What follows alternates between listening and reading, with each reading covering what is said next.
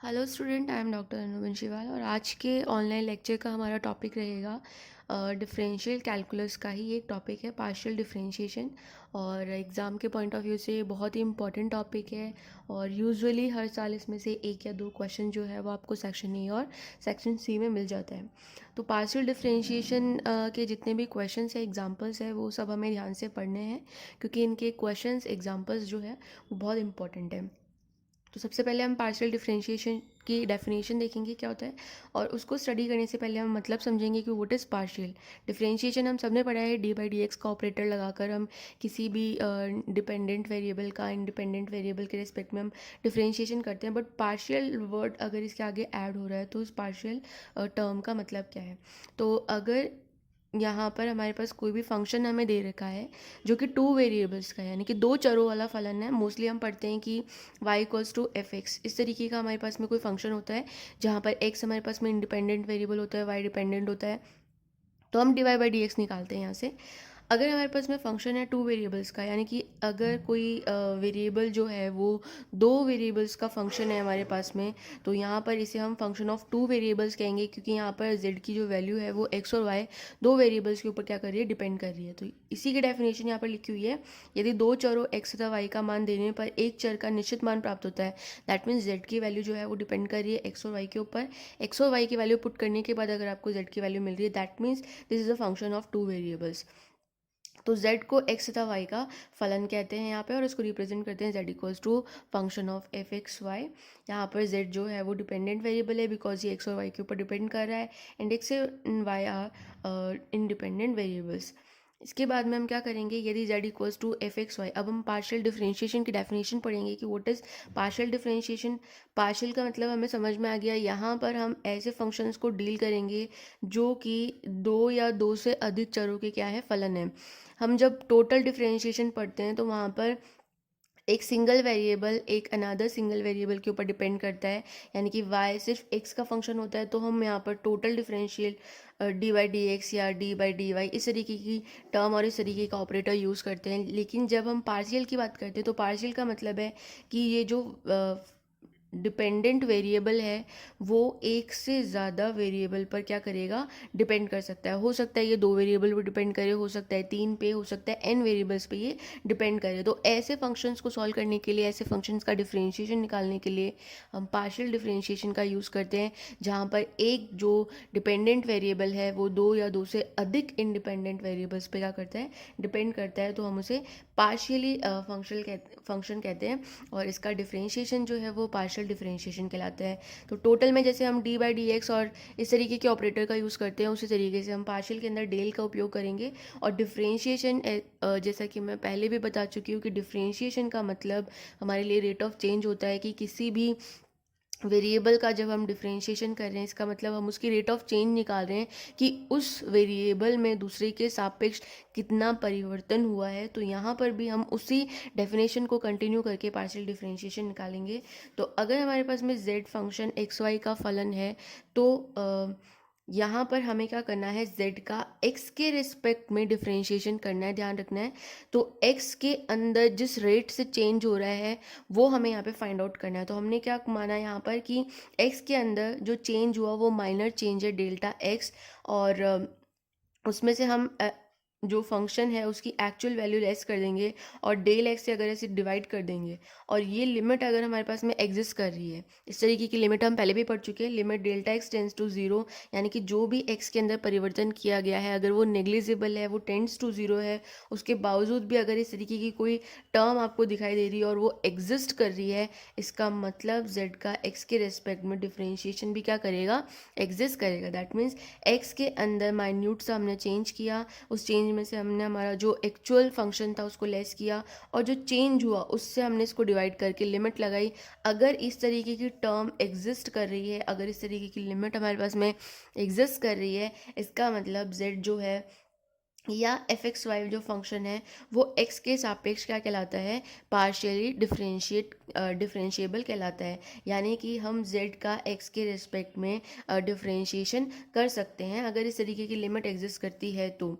इसी तरीके से हम y के लिए निकालेंगे, क्योंकि z x और y दोनों का फंक्शन है तो z का x के रेस्पेक्ट में भी डिफ्रेंशिएशन होगा और z का y के रेस्पेक्ट में भी डिफ्रेंशिएशन होगा। तो यहाँ पर जब हमने x के लिए बात करी तो हमने देखा कि x वाले फंक्शन की अगर लिमिट एग्जिस्ट कर रही है, दैट मीन्स z जो है वो x के सापेक्ष डिफरेंशिएबल है। और इसी तरीके से अगर हमारे फंक्शन की लिमिट y के लिए एग्जिस्ट करेगी, इसका मतलब फंक्शन जो है वो y के सापेक्ष भी क्या है, डिफरेंशिएबल है। तो यहाँ पर हमने दोनों डेफिनेशंस देखी। अगर फंक्शन में delta x tends to zero वाली लिमिट के साथ फंक्शन एग्जिस्ट कर रहा है, दैट मीन्स x के रिस्पेक्ट में डिफरेंशिएबल है। और अगर y के सापेक्ष इस तरीके की लिमिट एग्जिस्ट कर रहा है, दैट मीन्स वो y के सापेक्ष क्या है, पार्शियल डिफरेंशिएबल है। यहाँ देखा हमने x के अंदर माइन्यूट चेंज किया, x प्लस डेल्टा एक्स में से एफ एक्स को लेस किया, और यहाँ पर चूंकि हमें डेल्टा y के रिस्पेक्ट में डिफरेंशिएशन करना है, y के रिस्पेक्ट में डेरिवेटिव फाइंड आउट करना है, तो y के अंदर हम माइन्यूट सा चेंज करेंगे और उस चेंज से इसको डिवाइड करके और उसकी लिमिट लेंगे। अगर ये लिमिट एग्जिस्ट करी है, दैट मीन्स हमारा z या फंक्शन का y के सापेक्ष पार्शियल डेरिवेटिव एग्जिस्ट करेगा। यहाँ पर x के रेस्पेक्ट में पार्शियल डेरिवेशन को हम del z by del x से लिखते हैं, या del f upon del y से लिखते हैं, या इसे f और उसके नीचे ये हमने सबस्क्रिप्ट लगा रखी है x, तो f से भी डिनोट कर सकते हैं। इसी तरीके से जब हम y के रेस्पेक्ट में डिफरेंशिएशन करेंगे तो उसे del z upon del y या del f upon del y या f सबस्क्रिप्ट y से भी व्यक्त किया जा सकता है। यहाँ पर टोटल और पार्शियल के अंदर जो डिफरेंस है, यहाँ पर d आता था हमारे पास में और यहाँ हमारे पास में डेल आ रहा है। डेल का मतलब है कि जो हमारा डिपेंडेंट वेरिएबल है वो एक से दो से ज़्यादा वेरिएबल्स पे क्या कर रहा है, डिपेंड कर रहा है, एक से ज़्यादा वेरिएबल पे डिपेंड कर रहा है। अब यहाँ पर बात ये आती है कि जब z x और y दो वेरिएबल्स का फंक्शन है और जब हम x के रिस्पेक्ट में z का डिफरेंशिएशन करेंगे तो what is the role of y, मतलब y उस वक्त उसका क्या रोल रहेगा। तो जब हम यहाँ पर x के सापेक्ष पार्शियल डेरिवेशन करते हैं तो y को वहाँ पर हम क्या करेंगे, कांस्टेंट कंसिडर कर लेंगे। इसी तरीके से जब हम y के रिस्पेक्ट में डिफरेंशिएशन करेंगे तो हम x की जो भी टर्म हमारे फंक्शन के अंदर आ रही है उनको कांस्टेंट कंसिडर कर लेंगे। यानी कि जब x के रिस्पेक्ट में हमें डिफरेंशिएशन निकालना है तो हम y को कांस्टेंट मान लेंगे, और जब हमें y के रिस्पेक्ट में डिफरेंशिएशन निकालना है तो हम x को वहाँ पर कांस्टेंट मान लेंगे। तो यहाँ पर हमने फर्स्ट डेरिवेटिव निकाला पार्शियल में कि del z by del x del z upon del y कैसे निकालते हैं। अगर हमें इसी तरीके से हायर डेरिवेटिव निकालने हैं, फाइंड आउट करने हैं, तो उन्हें हम कैसे फाइंड आउट करते हैं पार्शियल डेरिवेशन के अंदर, ये हम आगे स्टडी करेंगे। Partial derivative of higher orders में हम देखेंगे कि del z upon del x del z upon del y हम फाइंड आउट कर चुके हैं। अब अगर हमें del two z upon del x square यानी कि सेकेंड ऑर्डर डेरिवेटिव निकालना है तो हम कैसे निकालेंगे। तो सबसे पहले del upon del x del z by del x, यानी कि हमें del z by del x का ही x के रेस्पेक्ट में दोबारा से क्या करना है, डिफरेंशिएशन करना है। यानी कि जो del z by del x है उसके अंदर अगेन x के अंदर जो चेंज हो रहा है उसकी हमें क्या लेनी है, लिमिट लेनी है। जैसे हमने लास्ट जो टॉपिक था उसमें लिमिट ली थी, उसी तरीके से यहाँ पर हमें del z by del x के अंदर होने वाले परिवर्तन की क्या करनी है, लिमिट लेनी है। तो यहाँ हम क्या करेंगे, del z upon del x को हम एफ एक्स भी लिख सकते हैं, और एफ एक्स के अंदर हम क्या करेंगे, जो x का कोफिशिएंट है उसमें हम एक माइन्यूट सा चेंज करेंगे, x plus delta x minus f x x y. तो यहाँ पर हमने एफ एक्स तो हमारा फंक्शन लिया है, क्योंकि हमें क्या करना है, एफ एक्स का ही डिफरेंशिएशन करना है एक्स के रेस्पेक्ट में, तो हमारा फंक्शन क्या रहेगा, एफ एक्स। और क्योंकि हमें एक्स के रेस्पेक्ट में डिफरेंशिएशन करना है इसलिए हमारा चेंज जो है वो किस में होगा, एक्स के अंदर होगा, तो एक्स प्लस डेल्टा एक्स, और यहाँ पर हमारे पास में आ जाएगा एक्स वाई। और इसमें जो हमने ये चेंज किया है उससे डिवाइड करके अगर हम लिमिट लगाएं और अगर ये वैल्यू एग्जिस्ट कर रही है, दैट मीन्स हमारे पास में del by del x of del z by del x क्या करेगा, एग्जिस्ट करेगा। दैट मीन्स इसे हम क्या लिख सकते हैं, del two z upon del x square की वैल्यू जो है वो हमारे पास में क्या करेगी, एग्जिस्ट करेगी। इसी तरीके से हम और भी जो टर्म्स है हायर डेरिवेटिव में वो फाइंड आउट कर सकते हैं, जैसे कि del two z upon del y square find out कर सकते हैं, del two z upon del x del y find out कर सकते हैं, और इसी तरीके से del two z upon del y del x भी फाइंड आउट कर सकते हैं। और दूसरी बात यहाँ पर इम्पॉर्टेंट ये है कि जैसे अगर हमने del two z upon del x और डेल वाई निकाला तो यहाँ पर जब आप del two z upon del y upon del x निकालेंगे तो ये दोनों वैल्यूज़ जो है वो आपस में क्या होंगी, बराबर होंगी। अगर हम जेड का पहले y के रिस्पेक्ट में डिफ्रेंशिएशन करके फिर x के रिस्पेक्ट में डिफ्रेंशिएशन करें तो वैल्यू सेम आएगी। अगर हम पहले उसका x के रिस्पेक्ट में डिफ्रेंशिएशन करके फिर y के रिस्पेक्ट में डिफ्रेंशिएशन करें तो दोनों वैल्यूज़ जो हैं वो क्या होंगी, इक्वल होंगी। दैट मीन्स जो पार्शियल डेरिवेटिव होते हैं वो क्या होते हैं, कम्यूटेटिव प्रॉपर्टी को क्या करते हैं, सेटिस्फाइड करते हैं। इसके बाद में हमने किस तरीके से हम पार्शियल डेरिवेशन करते हैं, उसके बाद हम एग्जांपल से समझेंगे कि यहाँ पर किस तरीके से किसी भी वेरिएबल का, किसी भी फंक्शन का जो कि दो या दो से अधिक वेरिएबल पर डिपेंड करता है, उनका पार्शियल डिफरेंशिएशन फाइंड आउट करते हैं। तो इसमें हमें यही देखना है कि किस तरीके के क्वेश्चन जो है वो पार्शियल डिफरेंशिएशन के अंदर पुट होते हैं। तो सबसे पहला एग्जांपल देखेंगे हम, u equals to e to the power x y z, और यहाँ पर हमें प्रूफ करना है कि अगर u का हम 3 टाइम्स डिफरेंशिएशन कर रहे हैं, partial differentiation with respect to z y x, तो हमारे पास जो वैल्यू आएगी निकल के वो ये होगी। ये हमें प्रूफ करना है। मोस्टली पार्शियल डेरिवेशन में या डिफरेंशिएशन में हमारे पास में प्रूफ करने वाले ही क्वेश्चन होते हैं कि आपको वैल्यू निकालनी है या फिर कुछ टर्म जो है वो प्रूफ करनी है। तो यहाँ पर हमें टर्म ये प्रूफ करनी है कि अगर u का 3 टाइम डिफरेंशिएशन किया जाए with respect to y z और एक्स तो उसकी वैल्यू हमारे पास में कुछ इस तरीके से प्राप्त होगी। तो यहाँ सबसे पहले हम देखेंगे कि u इक्वल्स टू दे रखा है हमें e की power x y z, that means u जो है वो फंक्शन है एक्स वाई जेड का। दैट मीन्स यहाँ u 3 वेरिएबल पर डिपेंड कर रहा है एक्स वाई जेड के ऊपर। दैट मीन्स यहाँ जो डिफरेंशिएशन होगा वो पार्शियल डिफरेंशिएशन होगा। तो सबसे पहले हमें क्या करना है कि इसका 3 टाइम डिफरेंशिएशन है, तो 3 टाइम डिफरेंशिएशन करने के लिए फर्स्ट हम पहले u का डिफरेंशिएशन करेंगे डेल्टा z के रेस्पेक्ट में। जो सबसे पहला टर्म हमारे पास में क्या आ रही है, डेल्टा z आ रही है। इसका मतलब हम u का z के रेस्पेक्ट में सबसे पहले डिफरेंशिएशन करेंगे। तो del u by del z का डिफरेंशिएशन अगर हम करेंगे यहाँ से इस टर्म का, तो जब हम z के रेस्पेक्ट में डिफरेंशिएशन करेंगे तो x और y को क्या मान लेंगे, कांस्टेंट मान लेंगे, और सिंपल सिर्फ z के रेस्पेक्ट में हमें यहाँ पे डिफरेंशिएशन करना है। तो e to the power something का differentiation again e to the power something ही होगा, और यहाँ पर z का डिफरेंशिएशन हमारे पास में क्या हो जाएगा, z के साथ जो भी कोफिशिएंट आ रहा है वो हमारे पास में यहाँ मल्टीप्लिकेशन में आ जाएगा। तो यहाँ जो del u by del z है उसकी वैल्यू हमारे पास में आ जाएगी x y e to the power x y z. अब जो हमारे पास में del u by del z आया उसी का हमें क्या करना है, दोबारा से डिफरेंशिएशन करना है विद रिस्पेक्ट टू वाई। तो ये जो टर्म हमारे पास में निकल के आई है इसी का हम क्या करेंगे, वाई के रिस्पेक्ट में दोबारा से डिफरेंशिएशन करेंगे। वाई के रिस्पेक्ट में डिफरेंशिएशन कर रहे हैं, इसका मतलब यहाँ पर x और z एज अ कांस्टेंट यहाँ पर काम करेंगे। तो यहाँ पर हम इसका डिफरेंशिएशन करेंगे तो चूंकि दो यहाँ पर वेरिएबल हो गए हमारे पास में y और e to the power x y z, तो इनका हम u इंटू वी वाले फॉर्मूले से डिफरेंशिएशन करेंगे, और डिफरेंशिएशन करने के बाद में हमें कुछ इस तरीके की टर्म जो है वो प्राप्त हो जाएगी, e to the power x y z bracket x plus x square y z. ये हमें वैल्यू मिली है del two u upon del y del z, यानी कि यहाँ पर u का 2 बार डिफरेंशिएशन हो चुका है, एक बार z के रेस्पेक्ट में और एक बार y के रेस्पेक्ट में। अब हमें यहाँ पे क्या करना है, 3 टाइम डिफरेंशिएशन करना है, और लास्ट में हमारे पास में क्या बचा है, x के रेस्पेक्ट में करना है। तो अब ये जो टर्म हमें प्राप्त हुई है इसका हम क्या करेंगे, x के रेस्पेक्ट में अगेन डिफरेंशिएशन करेंगे, और डिफरेंशिएशन करने के बाद में फाइनल जो आंसर है वो हमें कुछ इस फॉर्म में प्राप्त होगा, e to the power x y z bracket 3xyz plus 1 plus x square y square z square. और ये वही टर्म है जो कि हमें क्वेश्चन के अंदर प्रूफ करनी थी, यानी कि u का अगर हम 3 टाइम डिफरेंशिएशन करें with respect to z y x तो हमें ये वाली टर्म जो है वो प्राप्त हो जाएगी।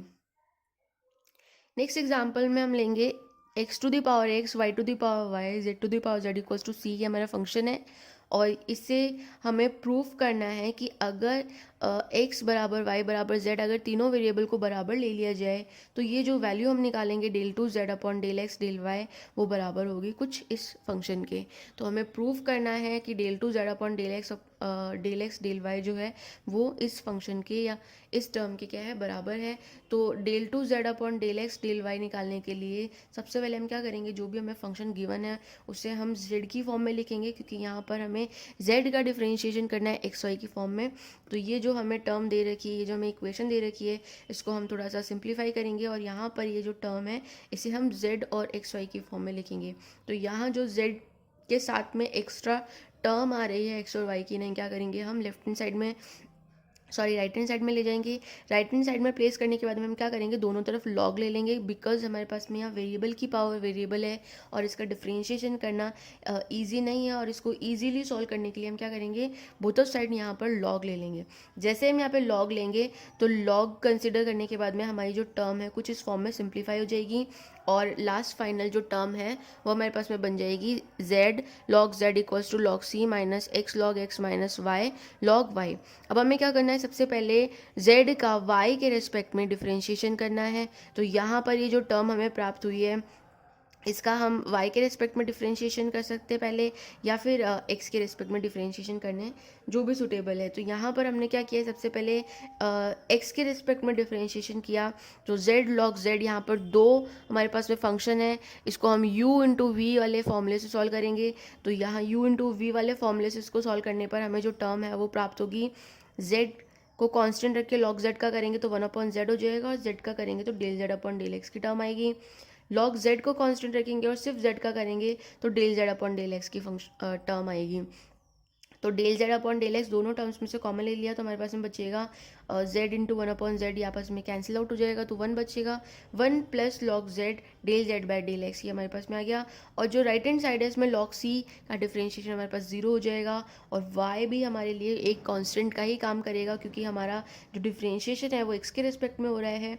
तो x के अलावा जो भी वेरिएबल होगा वो क्या करेगा, एज अ कांस्टेंट साउंड करेगा, तो y को कांस्टेंट मान लेंगे और x log x का डिफ्रेंशिएशन करेंगे तो वो हमें कुछ इस तरीके का प्राप्त होगा। यहाँ से अगर हम टर्म्स को शफल करें तो del z upon del x की वैल्यू हमें कुछ इस तरीके की प्राप्त होगी, और इसी तरीके से हम del z upon del y की वैल्यू भी फाइंड आउट कर लेंगे। अब हमें क्या करना है, del 2z upon del x del y की वैल्यू निकालनी है।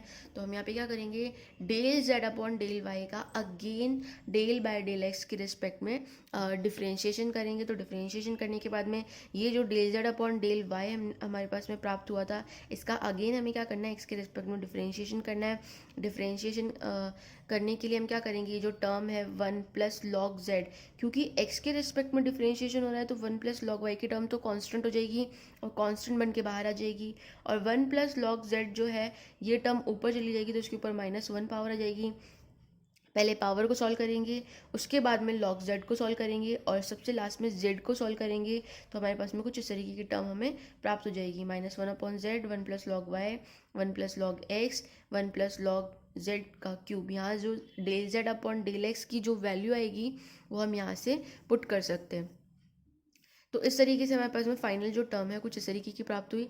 अब हमें निकालना था del 2z upon del x del y, ऐसे पॉइंट पर जहाँ पर x बराबर हो y के, y बराबर हो z के।